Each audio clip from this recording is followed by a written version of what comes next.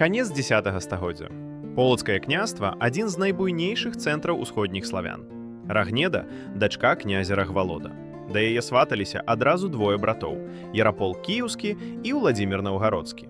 Але Рагнеда адказала Уладзіміру коратка і горда: «Не хачу разуваць рабыніча». Яго маці была служанкай. Для полацкага княжацкага роду гэта было зневажэнне.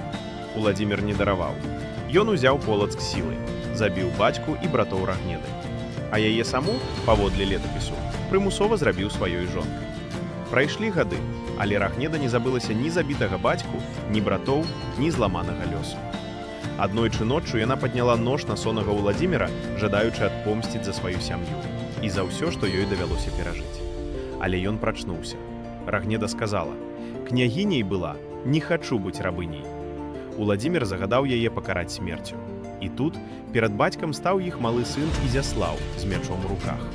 Казнь не адбылася. Рагнеду адправілі ў полацкую зямлю, у горад Ізяслаўль, які цяпер завецца Заслаўем. Там яна прыняла манаскі пострыг з імем Анастасія і правяла апошнія гады свайго жыцця. Ізяслаў стаў полацкім князем, і пачалася лінія Рагвалодавічаў, роду, які браў пачатак не ад Уладзіміра, а ад Рагвалода, таго самага, якога Уладзімір калісьці забіў падчас захопу Полацка. Так пачалася дынастыя, якая стаяла ля вытокаў беларускай дзяржаўнасці.